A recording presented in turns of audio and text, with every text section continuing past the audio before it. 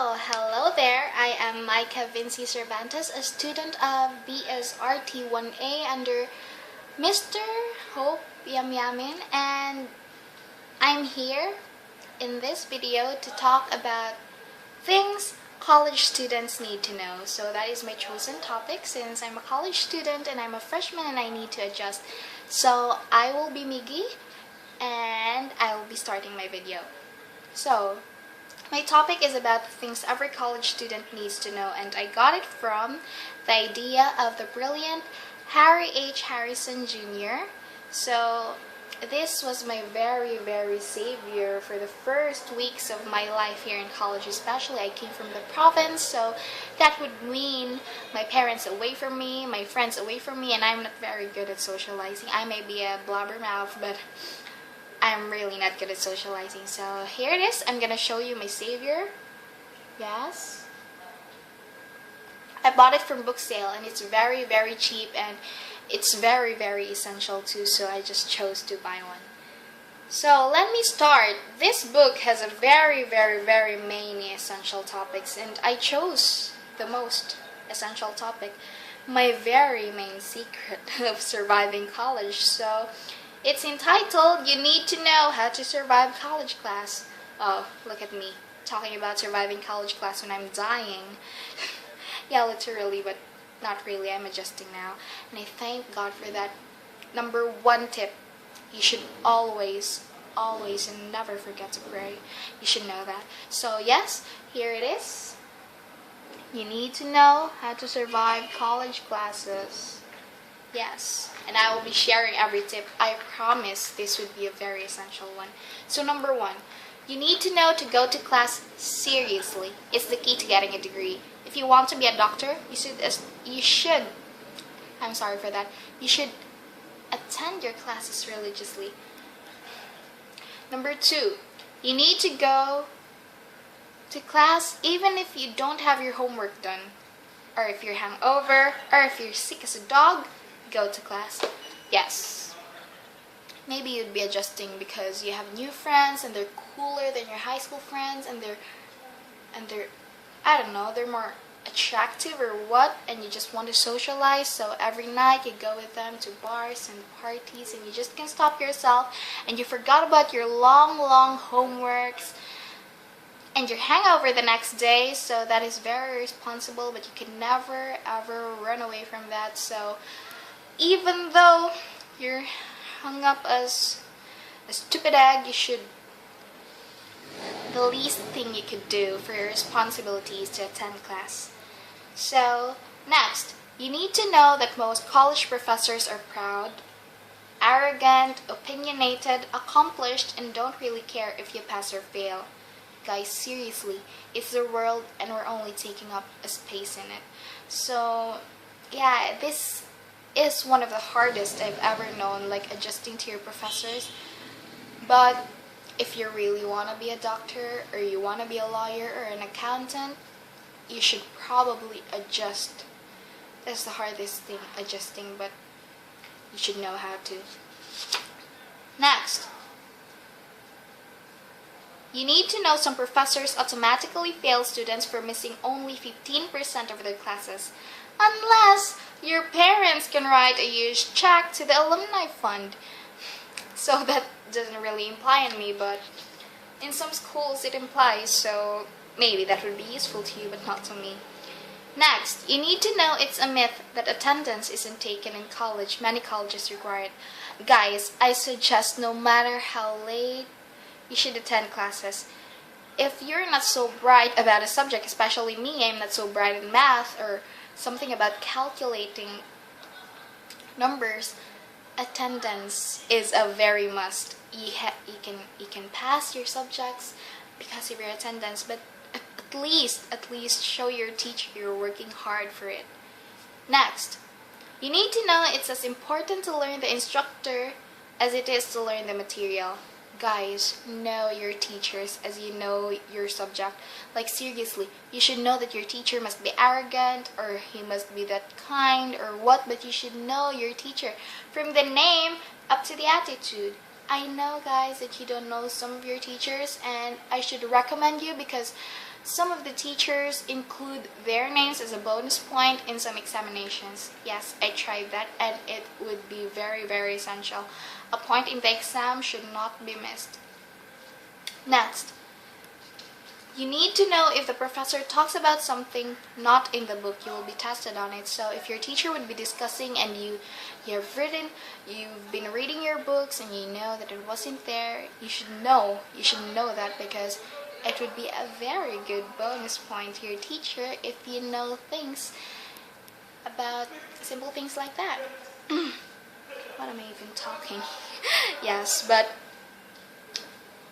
next, you need to know you'll see questions and tests not covered in class. Professors love to see if you've been reading. Yes. Notes, sadly, isn't enough. If you've been listening to your teacher well, it would be like 90% enough, but if you want a good grade, a good perfect grade, a good clean grade, you should know that some things in the book are needed to be read. Next, you need to know professors drop hints in their lectures about what will be in the test.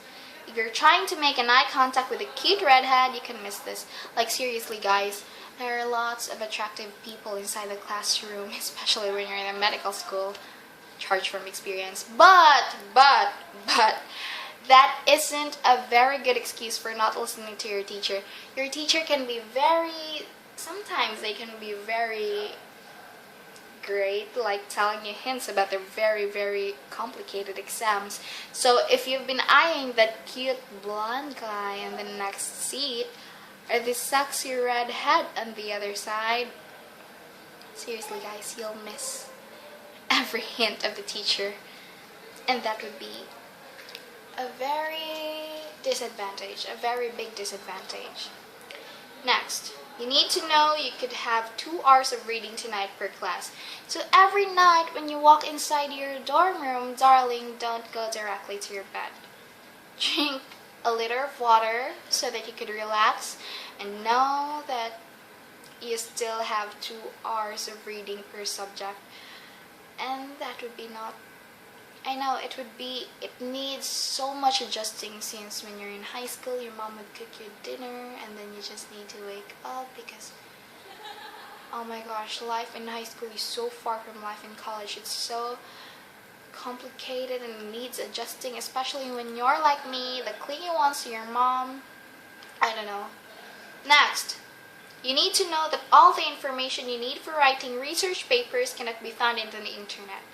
Take a library orientation course. So guys, I know that you could be very, very independent to Google, like search this, copy this, paste that. That is what I do when I was in high school, and that is what I've been changing now.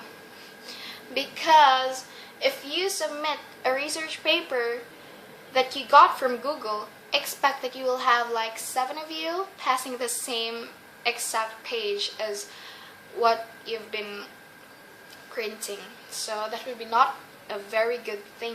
It would be like copying and duplicating, and that would be a very big no-no, especially when you're making research papers.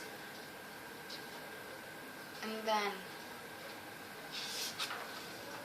you need to know to read your assignments before class. The professor's lecture will make a lot more sense. So if you're reading the homework, you can understand the next lessons in your class.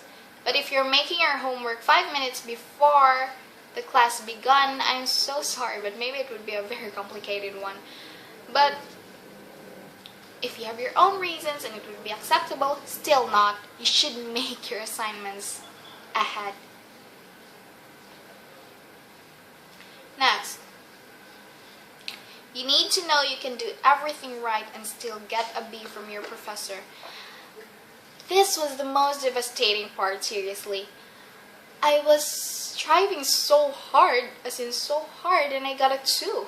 Like, seriously, I was expecting for 1.5 or what, but you should really expect that. College can make you or break you. It's not about how smart you are, it's about how wise or how tough you are. College can be very, very challenging. If you've been ranting about projects when you were in high school, darling, speak not. Because college is all about projects and stress and assignments and long quizzes and horror examinations, and you just can't expect anything. But yes, you should, if you want to be a doctor, if you have your dreams, if you want your dreams to come true, you should adjust. And then the last one is that you need to know there's a difference between critical thinking and memorization. You can memorize a girl's phone number, or you can memorize a cute guy's phone number. Critical thinking is analyzing whether or not he will be seen with you. So, have you seen the difference from my example? It was a very good one. Well, you need to know there's a difference between critical thinking and memorization. Guys, I told you that college is about long horror quizzes and consistent examinations, but if you're not very good at memorizing, it is okay, because examinations are not only for memorizing, but it is for analyzation. If you know how to analyze the topic, if you understand the topic, if you've been listening to your professor, need not to memorize. So this would all cover my video, and I am Micca Cervantes. Bye! Gibay na lang ay